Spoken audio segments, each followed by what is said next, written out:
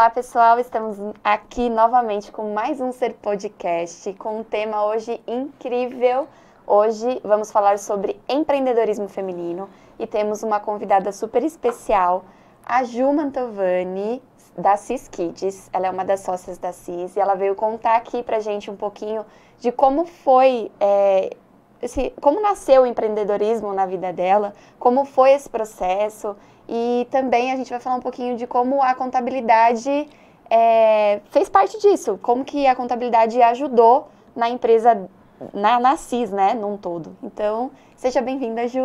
Muito obrigada pela sua participação aqui no Ser Podcast. Agradeço pelo convite, obrigada mesmo. A sua é nossa parceira desde que a Cis nasceu, né? Então, a Su e a Ser Contabilidade acompanha a gente desde o comecinho, nada mais... né, justo que a gente consiga fazer esse bate-papo juntas, porque nós somos, além de tudo, amigas. Sim. Então, além de ter acompanhado a história da Cis, acompanhou também minha transição de carreira, né? Sim. Que deixei de ser CLT para só cuidar da Cis. E obrigada pelo convite. Sou suspeita, esse podcast é realmente especial, porque a Ju é madrinha da minha filha, só isso. Só isso. E a filha dela, assim, é a pessoa que tem mais roupas da Cis. Eu posso apostar que é a pessoa que tem mais roupas da Cis. Guarda-roupa é todo Cis. Guarda-roupa completo Cis, então ela é suspeita para falar. Mas vamos lá, então eu queria, assim, o principal ponto de te convidar aqui é ressaltar mesmo o poder que as mulheres têm no empreender, né? Como a gente consegue ser mãe, dona de casa, empreendedora. Então é um bate-papo pra gente até inspirar outras mulheres que ficam em dúvida, que pensam em fazer ou não, e ir em frente, porque quando você quer fazer acontecer, dá certo. Dá certo, né? É verdade. Então, conta pra gente um pouquinho da sua história profissional antes da Cis. Como é que foi, como que era, né? Como que era a sua vida. E a gente vai progredindo. Tá bom. Bom, eu comecei a trabalhar com 16 para 17 anos, né? E praticamente foi o meu primeiro emprego que eu levei pelo resto da vida. Trabalhava num banco de montadora, né? Uhum. E eu acho que você falou sobre a mulher, né? Empreendedorismo e tudo mais. A gente tem uma questão hoje cultural muito, pelo menos a nossa geração, eu acho que teve, talvez isso esteja mudando, mas a gente era criado para, assim, sair da escola e fazer uma faculdade e arrumar um emprego, né? Tipo, era essa, pelo menos na minha casa, sempre foi essa. Eu acho que é a nossa geração. Eu acho que é a nossa geração, né? Eu tô com 36. E, assim, a orientação de estabilidade era muito grande, né? Os meus pais tentaram empreender e eu nasci vendo isso, né? Meu pai fazia alpargata, a minha mãe sempre costureira, eles tentaram abrir loja, fazer fábrica, mas aí tiveram problemas com a questão do dólar, enfim, toda a questão da política naquela época. E eu nasci vendo isso acontecer, mas em dado momento meu pai voltou para o mercado financeiro, que era onde ele se formou, né, e o que ele operava. E assim, lá a orientação em casa era, olha, se puder, passa num concurso público, né? Sim. Então, assim, a orientação de estabilidade muito forte. A gente foi criada com esse objetivo, né? Então, a gente estudava para passar num concurso ou entrar num banco.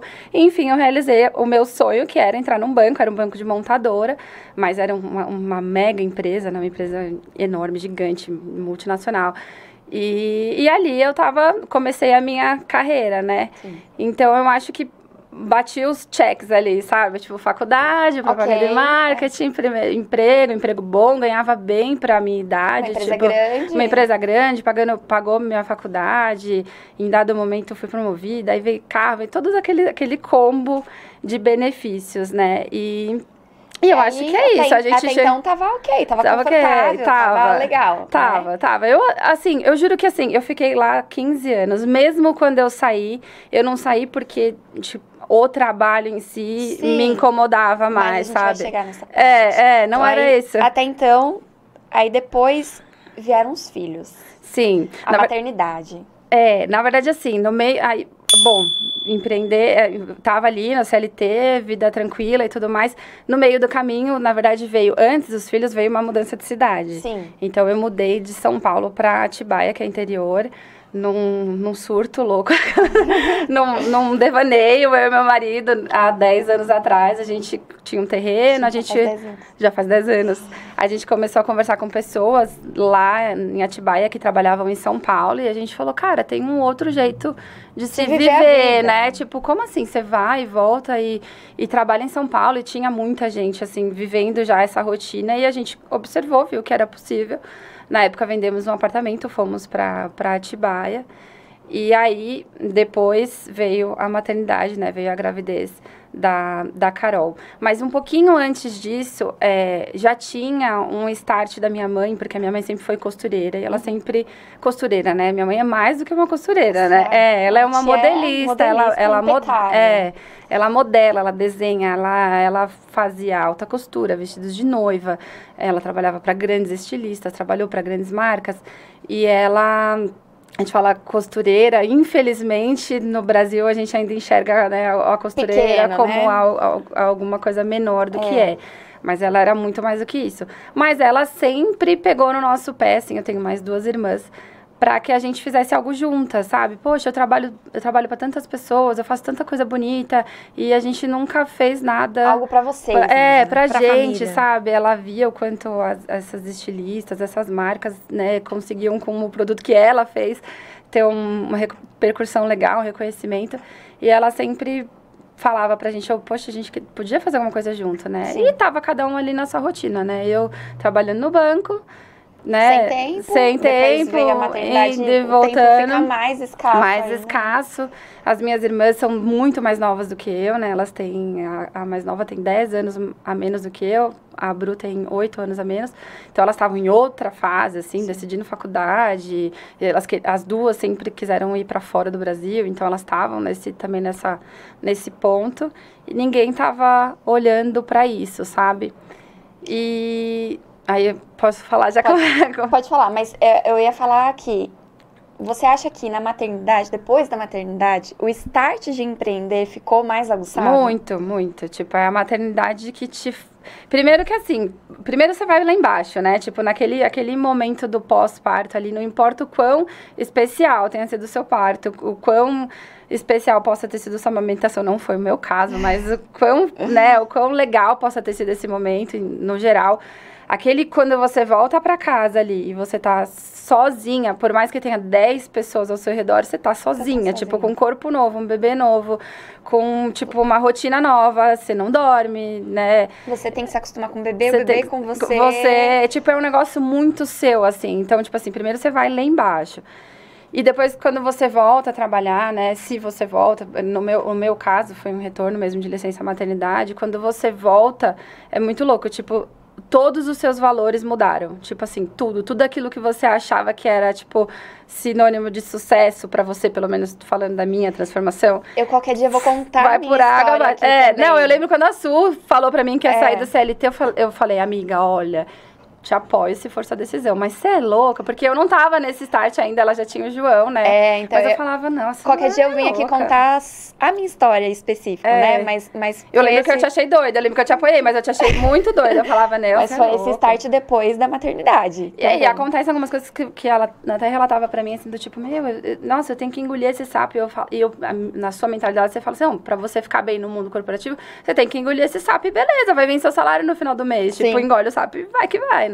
E depois a gente vê, quando a gente tem filhos, você volta, assim, pro mundo, né, pra lá fora, e você vê que, cara, os seus valores mudam completamente. Tipo, o mais importante é a saúde, o bem-estar, não só da criança, mas a sua também. Tipo, você vê o quanto você tem que estar bem pra criança estar bem, o quanto a rotina... importa, o ambiente, a sua relação com as pessoas muda. Então, às vezes, você ouve uma besteira que antes você engoliria e falaria, legal, tipo, beleza. Aí você fala, não, pra que tipo, isso? Não, eu não tenho que passar por isso, sabe? E... Acompanhar as crianças de perto, acho que... Acompanhar as crianças de perto foi o que me fez sair, né? Porque por muito tempo eu ainda toquei as duas coisas. Eu ainda fiquei com a empresa, né? Eu abri a empresa, minhas irmãs foram minhas primeiras parceiras, a minha mãe. Mas o que me fez sair foi o dia que eu vi a Carol tendo um comportamento replicado de alguém na escolinha com 4, né? Para 5 anos, foi no ano passado, 5 para 6 anos.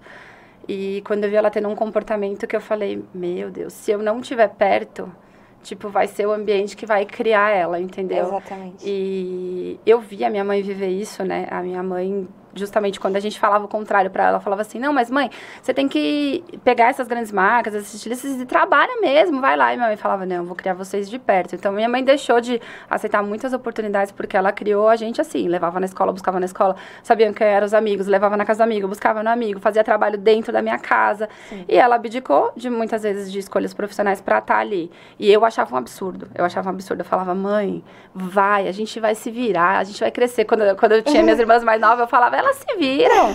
Meu, elas vão virar gente. Eu virei, sabe assim? Falava, vai. E eu me vi vivendo exatamente o que a minha mãe me falava. Ela falava, não, se não tá perto, muda tudo.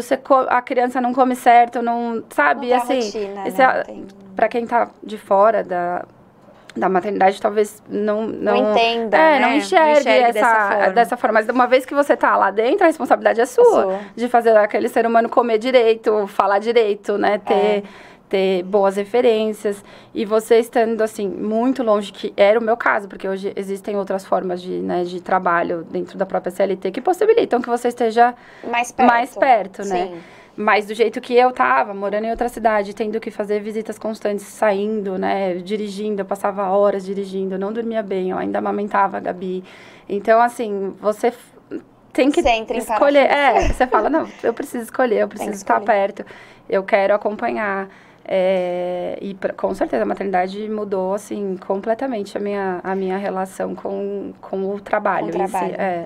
E como foi o processo inicial do empreendedorismo, assim? Quais foram os maiores desafios? Quando foi esse start de você, da sua mãe e suas irmãs falarem assim, nós vamos fazer isso, vamos começar com isso? Sim. E depois, como foi o progresso da marca, da Cis, assim? Como que foi esse processo? Eu penso que, assim, a Cis teve vários começos, né? Eu penso que a gente eu não tenho uma linha linear perfeita na Cis, mas em uma dessas pressões da minha mãe, do tipo, precisamos fazer alguma coisa, eu tive um insight, eu tenho muito isso de madrugada, não sei, tipo, sabe, quando você acorda às 3 da manhã e fala, é isso, eu tive um insight de falar assim pra minha mãe, beleza, você quer fazer alguma coisa, então vamos fazer, mas nós vamos fazer sério, porque a minha mãe, a minha mãe ela é uma excelente modelista, mas ela não tinha essa coisa de gestão, e eu já trabalhava no banco, então, assim, no banco, primeiro que por um tempo no banco, por 6 anos, eu trabalhei especificamente com pessoa jurídica, então eu atendia grandes empresas que queriam comprar frotas de carro. Então, aquilo foi me dando uma visão eu atendia desde empresas que eram no quintal da casa, você chegava lá e era uma empresa que faturava, mas era ali dentro de uma casa, como grandes empresas renomadas que você ia, reunião com pessoas internacionais, falando e tudo mais. Então, mas você vê que em todas elas uma coisa é fato, tinha que ter processo, né? Sim. Tinha que ter um processo. Uma gestão, né? Eu tinha estudado propaganda e marketing, sabia que era plano de negócio. E aí, um dia, eu dei essa trucada na minha mãe. Falei, beleza, se você quer fazer uma coisa com a gente, nós vamos fazer, mas vamos fazer assim. Aí, peguei e escrevi no papel. Nós temos que fabricar tantas peças, nós temos que comprar tanto de tecido, nós temos que vender em tanto tempo, nós temos que se dividir as 3 para vender, nós vamos vender assim, vamos vender assado, nananã.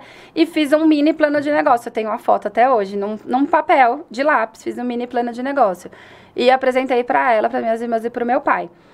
E aí, na época, eu pensei que a gente precisava investir uma grana, assim, sabe? Pra gente comprar tecido, fazer toda aquela produção. E falei, nós vamos produzir fora, porque a minha mãe não dava conta de fazer um lote. Ou a gente faz uma coisa pra escalar e tal. E aí, apresentei pra eles toparam, veio o nome Cis, porque era eu e as minhas irmãs, né? A minha mãe ficou super animada também com o nome. Ela, é isso que eu queria, vocês 3 juntas. Eu junto, ela chama Sueli, tem um S também. Sim. Então, veio o start do nome, a gente começou a se movimentar pra isso. E, na época, uma tia minha, que vinha pra São Paulo, ela comprava roupas aqui no Brasil e revendia no interior. Ela viu a gente tendo essa conversa e tal, e ela falou, eu empresto dinheiro pra vocês me pagam, vão me pagando, eu empresto esse dinheiro pra vocês. E ela é tia do meu pai, né, na verdade. E aí a gente topou, falou, vambora, vamos fazer. Então a gente fez essa primeira rodada. A gente fez uma coleção de bores adulto, que a Suelen tem um de cada. Que inclusive eu tô louca pra voltar a fazer essa coleção, porque tem gente que até hoje isso já vai fazer... Gente, quantos anos? Eu acho que eu não tinha Carol ainda, uns 7 anos. Mas sério, gente, a tia é tão modelista, que assim, você não precisa nem provar. Você compra, você veste e ele cai assim. Eu amo, inclusive eu ia vir com um hoje, mas aí eu vim com também ia, mas tá um calor hoje em São Paulo que. E aí a gente fez essa coleção, eram 300 bodies, assim, era tipo a primeira vez. Imagina, minha mãe fazia uma roupa por vez.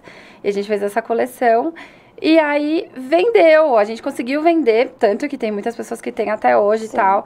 Mas aí a gente viu que não era só isso, né? Assim, precisava de dedicação mesmo, de tempo, de ter uma plataforma. Já estava todo mundo indo pro online, né? Há 6 anos atrás. E eu fui vendendo boca a boca, amigas, conhecidas.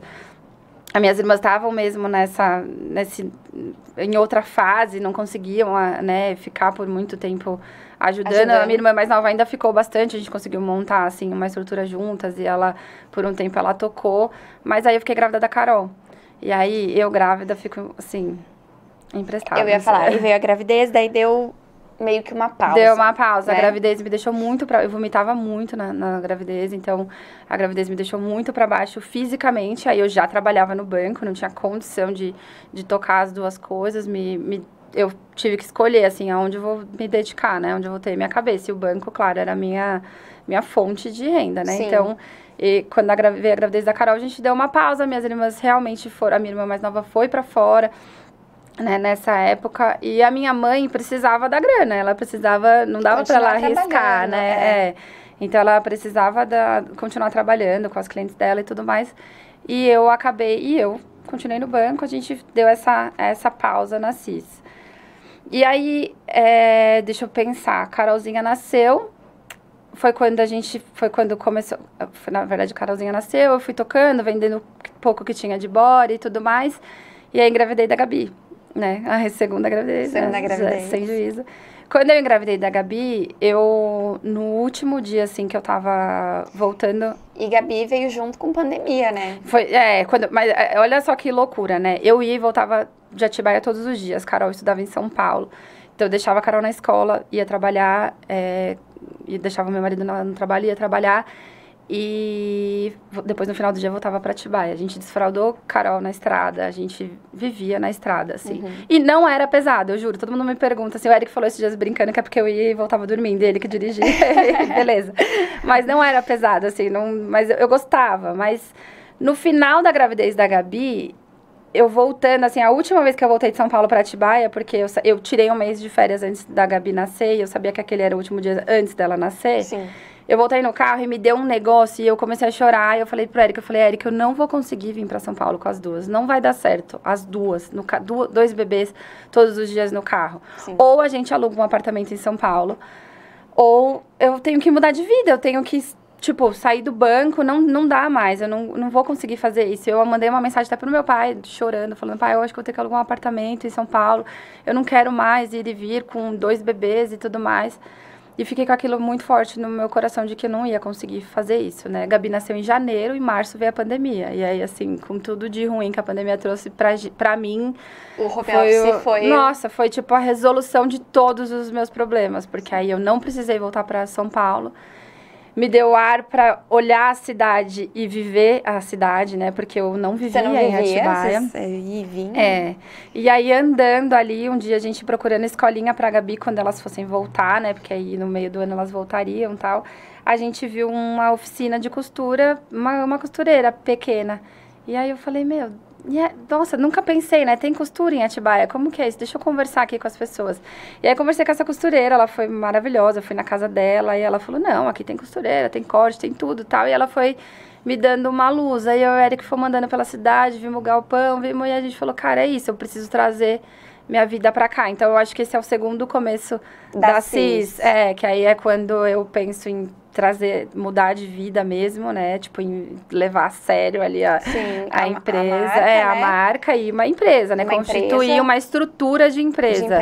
Porque, apesar da gente ter começado lá atrás, a gente tá falando de contabilidade, você sabe que a gente sempre teve formalidade, a gente sempre teve CNPJ. Lá atrás era, como ainda não era nada muito grande, a gente tava no MEI da sua mãe, né? Então, foi tudo pelo MEI ali. Mas sempre tínhamos CNPJ aberto, tínhamos registro de marca. Registro de marca, foi as primeiras coisas que a gente fez. Nossa, isso, cara, assim, pra quem tá assistindo e empreende, é muito, muito registro importante. Registro de marca é muito importante. Muito importante. Assim, não é uma coisa de outro mundo pra se fazer, né? A gente consegue fazer.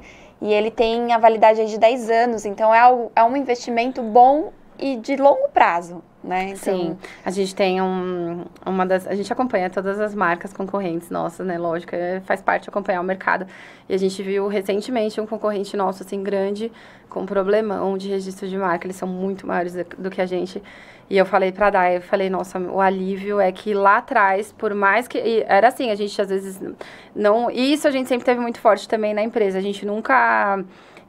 teve a política de tirar o dinheiro da empresa, sabe? Era sempre assim, lógico que a gente tinha outras rendas, né? Mas a gente sempre, assim, o dinheiro da empresa voltava para a empresa e a gente avaliava o que era possível tirar ou não. Mas a gente sempre priorizou formalizar. Sim, deixar tudo certinho.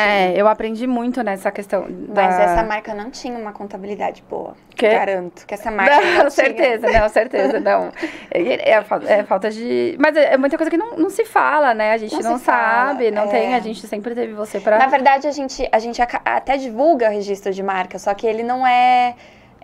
ele é taxado pelos clientes como se fosse algo em segundo plano. Tipo, depois eu faço isso não é tão importante. E depende, né, do ponto de vista. Se você quer manter aquele nome, quer fazer ele crescer, se você quer ficar conhecido por aquele nome, você tem que registrar a sua você marca. vai investir em produto, você vai pôr aquilo numa etiqueta e tudo mais. Então, assim, você não pode correr o risco de perder. E eu lembro que na época...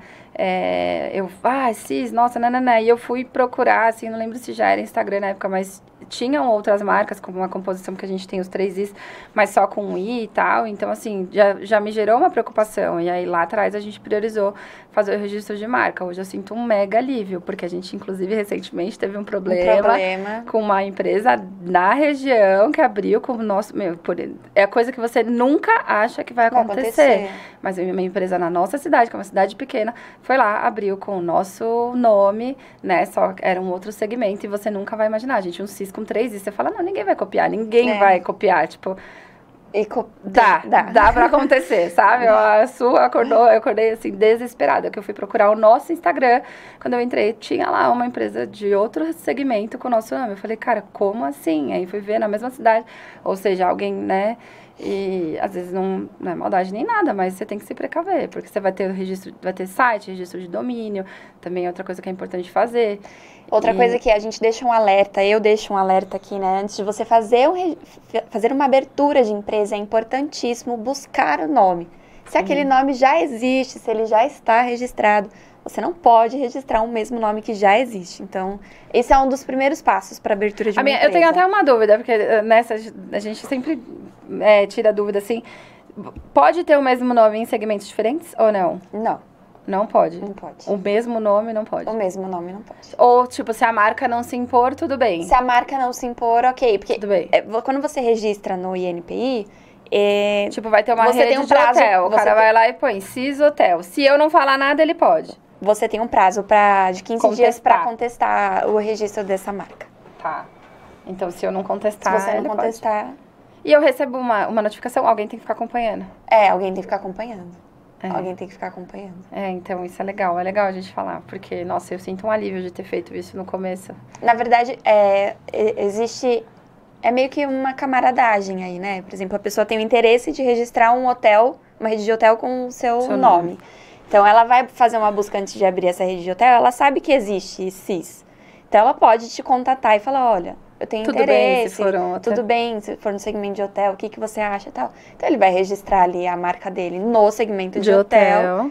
Ok. Então, mas agora, se você é pega de surpresa com algo registrado ali... eu posso pensar, não, daqui a um tempo eu vou querer abrir uma rede de hotel e não quero. Então, mas é mais ou menos isso. Tá. Mas é um assunto também que a gente pode aí, em outro podcast, aprofundar, e é bem legal também falar sobre isso. Mas eu acho legal falar, a gente tem, assim, eu participo de um grupo de empreendedoras e tal, né, e a gente sempre bate sobre esse assunto, assim, tem muitas que não tinham, e nesse start dessa marca que postou, que tava com esse problema, todo mundo, meu Deus, deixa eu correr, deixa eu registrar, e aí veio a CIS. E aí veio a CIS segundo... Mas agora em outro segmento, assim, não segmento, em outra...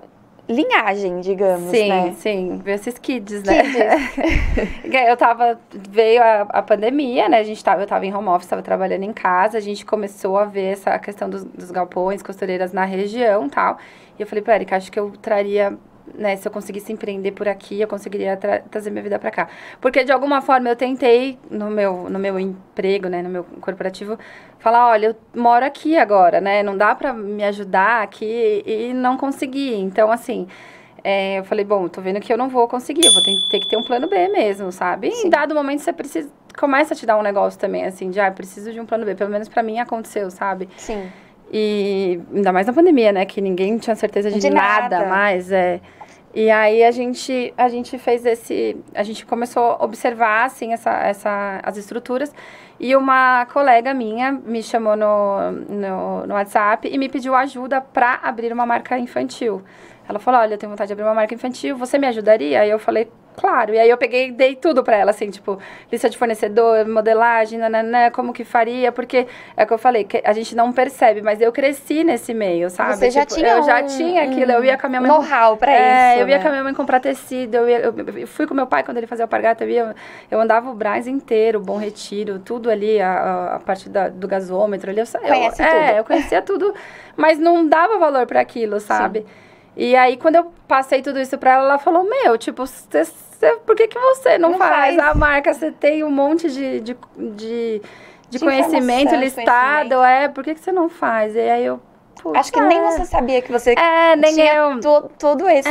porque às vezes quando você sabe de alguma coisa, parece óbvio que todo mundo saiba, né? Ainda mais a gente que é de São Paulo e tá perto do Brás ali, você fala, todo mundo sabe. Mas depois você vê que não, realmente são informações que às vezes você tem que, né, rodar e saber. Ela falou, por que você não faz? Eu, não sei. Aí, tipo, falei, mãe, infantil. Minha mãe, meu sonho é fazer infantil. Ela sempre quis, apesar que ela gostava mais do estilo de alfaiataria e tal. Mas eu faria. E aí, essa minha amiga, que é a Pri, eu falei, Pri, quer fazer junto? Vamos fazer junto? Ela, bora, vamos fazer. Eu falei, só que eu já tenho uma marca, já tenho uma empresa aberta, já tenho tudo lá que era Cis. Sim. E aí, eu falei, Cis Kids. Ela falou, bora, Cis Kids, então. E aí, começamos. Só que aí, cara, eu vou contar uma coisa que, assim, eu deixaria como dica, assim, sempre me perguntam, uma dica de empreendedorismo.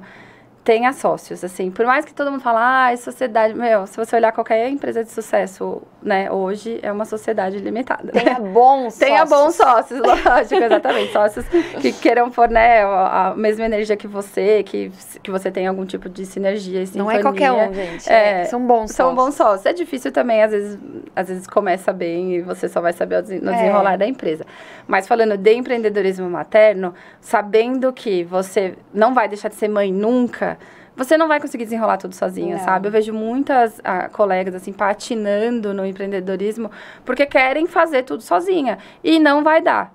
Não vai dar. Um lado vai ficar capenga e você vai ficar se sentindo culpada. Sim. Seja o trabalho, seja a maternidade. Filho. Uma hora liga da escola, tá com febre, tem que vir buscar. E vai lá, e você vai.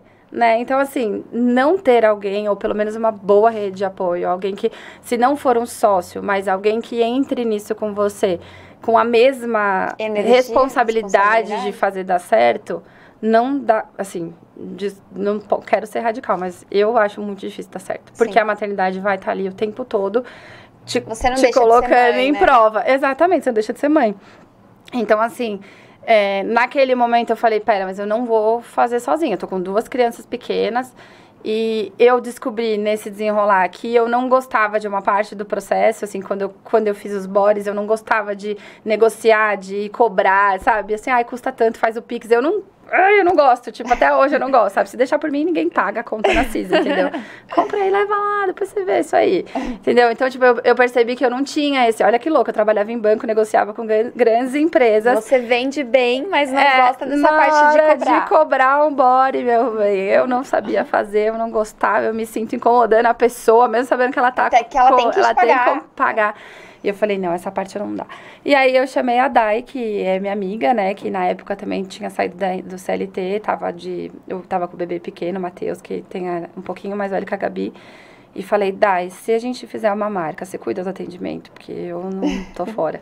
E ela falou, topo, vamos embora. A gente tava morando no mesmo lugar, ela também tinha feito essa loucura de Pratibaia. E ela falou, vamos, te ajudo. Eu falei, então tá, então vamos. E aí o começo da Cis Kids mesmo, onde eu falei assim, então vamos fazer uma pré-venda, vamos pegar um grupo de WhatsApp, a gente faz os modelinhos padrão, piloto, eu tinha uma marca que eu admirava muito em Bragança, uma marca de feminino, que eles postavam e a pessoa comprava e eles produziam e mandavam. Eu achei o modelo interessante, porque minha mãe costurava e tal.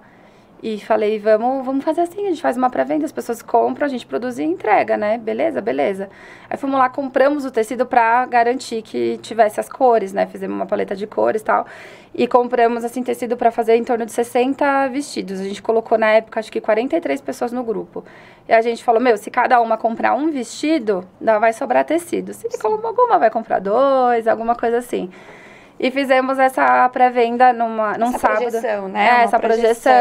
Essa projeção. Compramos os tecidos e tal. Nessa época, todo mundo fala, com quanto você começou tal. Teve aquele primeiro aporte, mas nessa época a gente pagou compramos R$1.500 de tecido, de linho, E a ideia era que minha mãe costurasse. E aí lançamos a pré-venda no sábado, às 2 horas, nesse grupo de WhatsApp. E aí, quando deu, 3 horas, assim, já tinha quase 100 vestidos vendidos. E aí eu... Claro que eu, grávida da Ana Júlia, já comprei as primeiras peças pra ela. Teve uma pessoa que comprou 11 vestidos. Aí eu, Daiane, o que a gente vai fazer? A gente viajava era um sábado, a gente viajava a gente viajava no domingo seguinte, era domingo de eleição, a gente ia votar, ia viajar, porque era novembro. A gente tinha tirado uma semana de viagem, de férias. E a gente ia viajar no dia seguinte, e a gente prometeu entregar não lembro se eram 14 ou 20 dias, acho que eram 20 dias, né? Acho que era 15 dias. E aí, quando a gente fez um formulário do Google para fazer a primeira venda, a primeira pré-venda, um Google Forms. A pessoa preenchia o que ela queria. E aí, quando foi vindo as respostas do Google, assim, de tarde já tinham 114, aí foi no 120, 130, a gente ia comprar tecido para 60 vestidos. Aí eu, Daiane do céu. Temos que comprar mais tecido. Aí fomos viajar no domingo com o notebook e tal, de lá. Eu, mãe, precisa comprar tal tecido. Eu já liguei pros caras, fornecedor, preciso do tecido tudo no Brás. A gente, né, sempre começamos com o Brás mesmo. E a minha mãe não ia dar conta de fazer os 120 vestidos. Conseguimos um produtor, e aí nessa época o YouTube me ajudou muito, gente, assim, sério. YouTube, grupos de Facebook, onde você procura por fornecedores.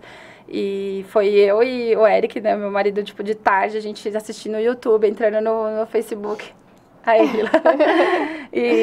e a gente assistindo, e ele falava, amor, a gente tem que achar, não achava, assim, costureira, imagina, novembro, tava todo mundo produzindo Natal, e aí eu descobri esses grupos de Facebook que são maravilhosos, você vai lá e fala, gente, eu tenho tal vestido pra fazer, quem quer fazer? É mais ou menos isso, é o leilão de fornecedores, mas foi muito bacana, a gente encontrou boas pessoas.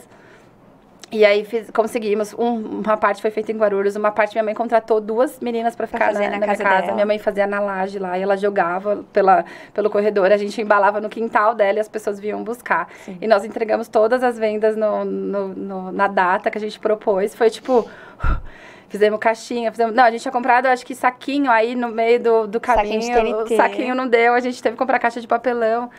Eu sei que foi, assim, muito legal. E aí, quando a gente voltou, assim, a gente falou, cara, é isso, temos um negócio, sabe? Começou com tudo, assim, gente. Como falou, temos um negócio. Aí todo mundo começou, vocês vão fazer coleção de Natal? E era em novembro, né, que a gente tinha feito essa pré-venda. E aí, vamos fazer coleção de Natal. Aí, de novo, fizemos para tantos vestidinhos, vendeu mais, fomos lá, repomos 2 vezes, compramos linho. Nessa fase, você tinha comentado anteriormente que você tinha andado pela cidade, conhecido costureiras, encontrado um galpão. Nessa fase ainda não tinha um galpão. Ainda não tinha o galpão. Isso foi um pouquinho antes da Gabi nascer, foi no finalzinho de 2000. A gente tá em 2023, foi no finalzinho de 2019.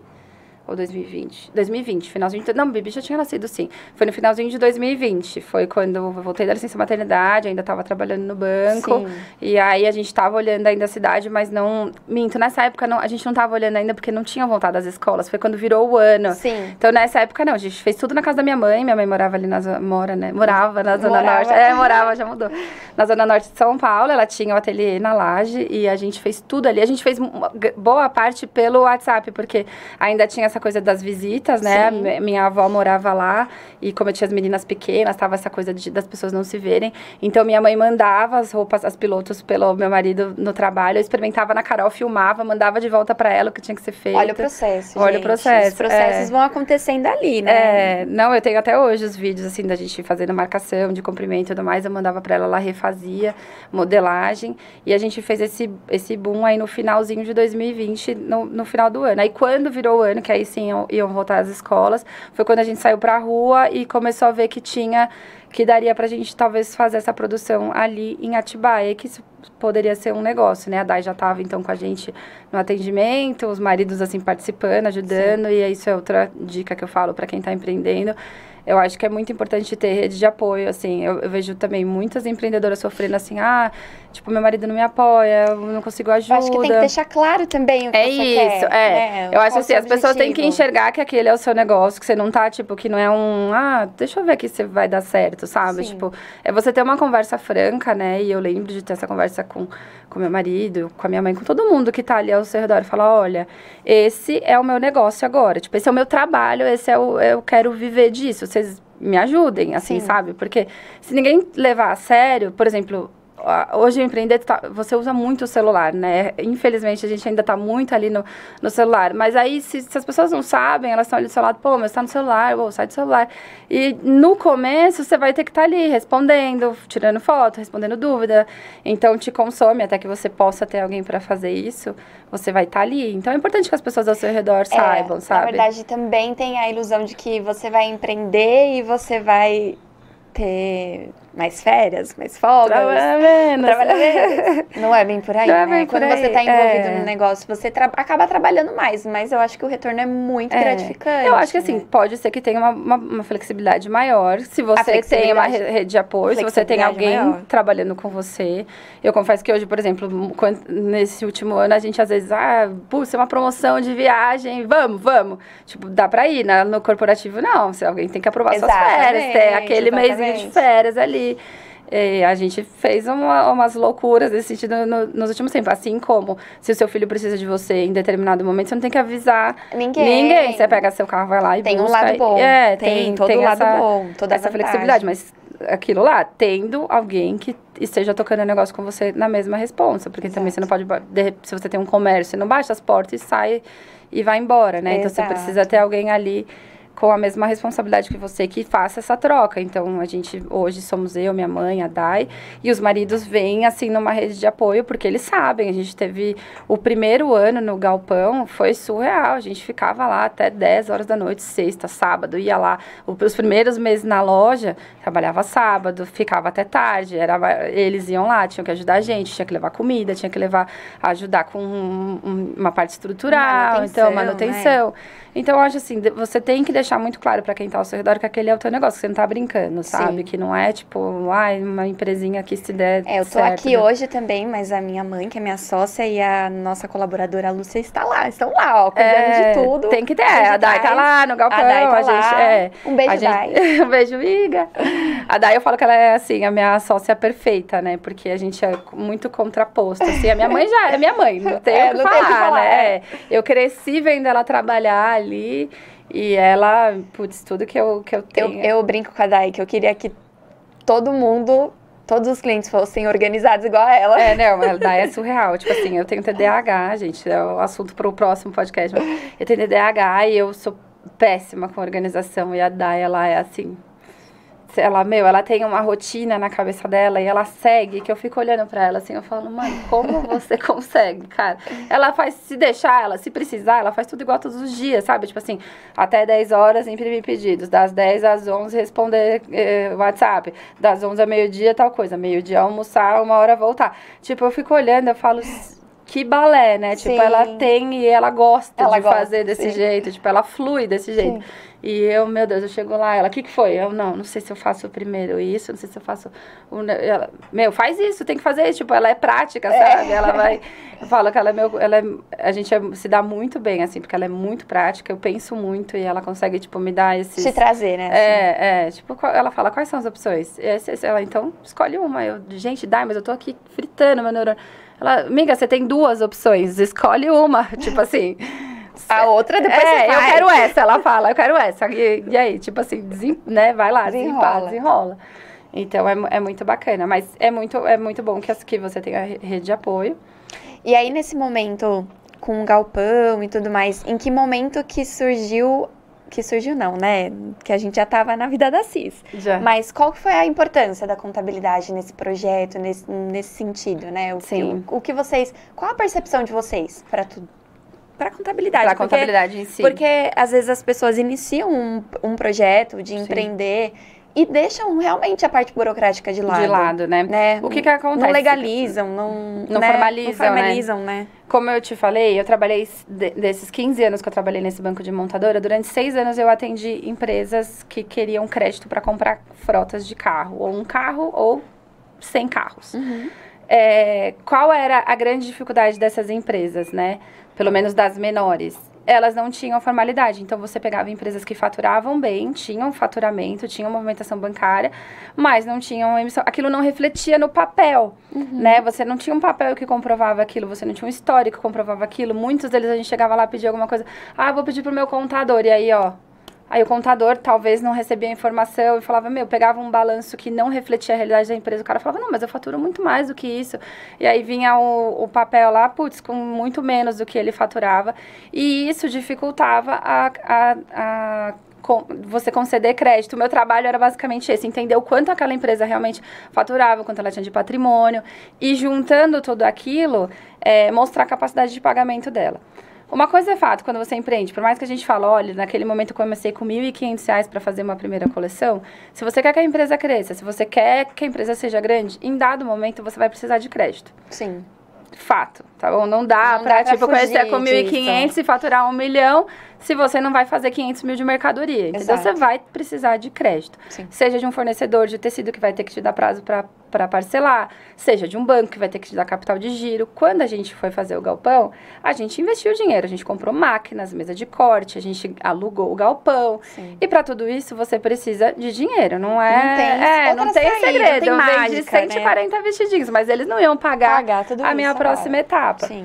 Então, em dado momento, você precisa fazer esse planejamento. E a contabilidade, você ter aquilo formalizado, um histórico formalizado, ela te dá segurança. Em vários fornecedores que a gente chegou e falava assim, olha, mas eu tenho tantos anos de CNPJ, eu já tenho a marca registrada, eu tenho conta no banco há tanto tempo. A conta, a pessoa jurídica, é muito importante. Muita gente começa misturando as contas. Imagina, eu tenho 2 sócias, eu não posso estar lá com a minha conta, pagando meu cartão de crédito e usando... É extremamente importante abrir uma conta PJ. de pessoa jurídica. Tipo, a gente abriu a conta lá, ficou 5 anos lá, entrava R$100, não tinha nada, mas tinha uma conta PJ. Então, assim, eu criei um histórico de um tempo de conta, né? No banco, né? Então, quando eu cheguei lá, o banco fala, ok, o que vocês vão fazer agora? Bom, agora nós vamos crescer, vamos fazer uma fábrica, então a gente precisa de dinheiro e tal. Então, pelo fato de eu ter vivido isso no banco, né, por eu ter aprendido com as empresas a importância da formalidade, para mim era muito óbvio que a minha empresa tinha que seguir o mesmo caminho, sabe? Então, a gente sempre quis que a contabilidade tivesse acesso aberto e transparente a todas as nossas informações. Porque, em dado momento, essas informações são muito importantes para você conseguir crédito, para você conseguir... E outra, para você avaliar o que te dá lucro, o que não te dá, para você entender qual que é seu patrimônio. Porque, muitas vezes, durante o início da empresa, nem tudo sobra, né? Então, nem sempre sobra dinheiro. Mas você olha e você fala, beleza, mas olha, eu tenho tanto de estoque, eu tenho maquinário, eu tenho um lugar, eu tenho funcionários. Então, tipo, é muito importante você ter essa visão. E sozinho a gente não consegue, porque o seu objetivo no seu negócio é fazer a parte que você gosta de fazer, criar, vender, né? E alguém tem que estar olhando para isso. Então, para mim, era muito claro que a gente precisava ter essa formalidade, sabe? O meu marido também trabalhava com tecnologia, então pegava muito o nosso pé. Tem que ter sistema de ERP. Gente, que é ERP? O sistema, eu relutei. Tanto que eu não mexo até hoje no ERP. Mas ele faz, né? O sistema que vocês têm, ele é completo. É super legal. Então, eu lembro que no comecinho a gente foi atrás de sistemas gratuitos, até de ERP. Mas aí entra a nossa parte, né? A parte burocrática, que foi o quê? Fazer a transformação do MEI, né? Para uma sociedade limitada, incluindo sócios, mudando ali o formato da empresa, aumentando o capital social da empresa, né? Então, entra toda essa parte burocrática. Depois, a gente foi ali ajudar a regularizar a emissão de notas, porque são notas de venda. Então, tem que pedir autorização para a Secretaria da Fazenda. E aí, arrumar todas as alíquotas, impostos, enquanto a Dai e o Eric, né, ficavam ali empenhados em organizar todo o ERP. Então, a gente ia auxiliando ele com as alíquotas. notas e tal. E, gente, eles são super certinhos. A Dai é muito chata num bom sentido, nesse sentido de notas. Eles emitem nota pra tudo, e esse é o correto. Então, eu consigo ter noção real do quanto ela tá faturando, do quanto que eles estão ali, né, lucrando, porque eles emitem nota pra tudo. Então, né? Tem então... assim, lógico, não vou dizer que é o lado ruim, mas óbvio que você tem o custo pra isso, porque quando você emite nota, você recolhe imposto, e o imposto é alto, né? Vou dizer no Brasil, porque é o que eu conheço, mas você tem uma contrapartida, entendeu? Porque é aquilo que a gente estava falando sobre o crédito. Em dado momento, para você dar um salto, você precisa de crédito. E hoje, graças a Deus, todos os pequenos saltos que a gente foi dando, ele era visto pelo banco, porque a gente tinha uma relação de faturamento, a gente tinha um balanço, a gente tinha... Então, assim, a gente precisou agora, acabamos de passar por uma necessidade de mudança de prédio da loja. A gente foi para um prédio muito maior, mas eles conseguiram enxergar que a gente tinha capacidade de pagamento, porque eles viram notas, o faturamento que está baseado nas notas emitidas. Exato. Então, você tem um programa de concessão de crédito do governo, por exemplo, como tem agora, o que eles precisam? Acessar a sua emissão de nota, acessar ali a sua movimentação. Então, desde o começo, a gente nunca relutou em formalizar, nunca, assim, eu sei que a gente tinha um gap por causa disso, a gente viu parceiros que não emitiam, que acabam tendo um lucro maior, porque não formalizam, mas a gente sempre pôs na conta, cara, a gente tem que formalizar. Mas tem a contrapartida, né? Primeiro que, quando você tem um negócio, você tem que embutir no preço do seu produto o valor do imposto, ele tem que estar ali. Então, isso é um fato, né? Sim. E a contrapartida de você não estar legalizado é que lá na frente você pode sofrer as sanções, as penalidades cabíveis ao que você está ali omitindo, né? Então, é importantíssimo. Fora a dificuldade mesmo de você obter crédito, fornecedor, aprovação, você quer alugar um lugar, você quer comprar mais tecido. Bom, a gente precisou comprar, esse ano pela primeira vez a gente fez tecido, a gente precisou comprar 2.000 quilos de fio. E assim, o cara vai lá, ele consulta a sua vida inteira, sabe? O financeiro das empresas vai lá, ele olha tudo. Então, é muito importante. Eu acho que assim, separar os gastos pessoais do PJ, né? Também muito importante. A gente nunca misturou. Sim. A gente nunca misturou. E a contabilidade pra gente foi... Fora que, assim, é uma sensação de tranquilidade, de que tem alguém além de você validando e olhando ali o teu processo financeiro, que é importante, né? Tem alguém olhando ali, tipo, o seu fiscal, né? Tem alguém que entende fazendo isso, porque a gente não entende, não tem jeito. Então, da nossa parte, a gente sempre realmente nunca hesitou em querer formalizar, em deixar tudo certo. A implantação de sistema, eu confesso que pra mim foi, assim, complexa. Eu olho hoje e falo, gente, parabéns por terem feito, mas eles falam, se a gente não tivesse feito lá atrás, quando a gente vendia muito menos, quando a gente tinha muito menos variação de produto, SKU, gente, sério, quem que inventou SKU? Meu Deus do céu. SKU, gente, como é que inventa Código esse de negócio? barras, né? Código de barras, meu Deus, lembra? Gente, olha, foram meses pra gente conseguir liberar criar um código de barras, porque hoje você tem códigos base que você pode usar, mas se você industrializa o produto, né? Eu me sinto, assim, orgulhosa, porque eu sinto que a contabilidade cresceu junto com a CIS. Sim, assim. A gente aprendeu várias coisas, aprendeu várias coisas juntos, assim, Meu, como processo, que é isso? Né? Olha, vamos ver como que faz e deu certo, e fizemos. A gente fez documentação para poder exportar, para poder mandar produtos para os Estados Unidos, para fora. E foram coisas, assim, inimagináveis. Quando você começa pequenininho, você não imagina, mas eu acho que quanto mais cedo você começa formalizando, e assim, aquilo que você falou, a gente era MEI, né, pagava lá uma guiazinha todo mês, pagava, a gente não vendia nada, mas a gente todo mês recolhia a guia, pagava, deixava direitinho, tipo, uma hora você vai usar. Sim. E hoje, pagando umas guias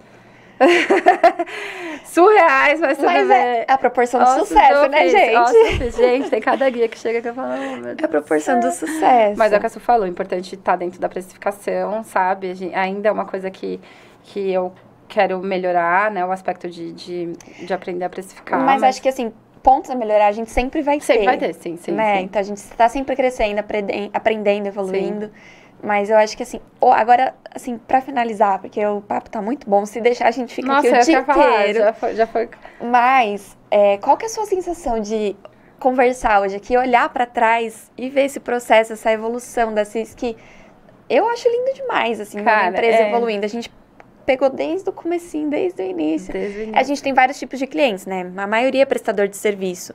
Então, um prestador de serviço é diferente o processo de um prestador de serviço para uma marca que nasceu ali e foi crescendo aos poucos. Sim. Então, a gente se orgulha de fazer parte dessa história e de ver o sucesso, assim, né? Sim. Ai, olha, eu vou chorar. A gente é muito emotiva. Ai, olha, eu tô toda arrepiada. Eu sou canceriana, a gente faz isso comigo. E eu sou leonina.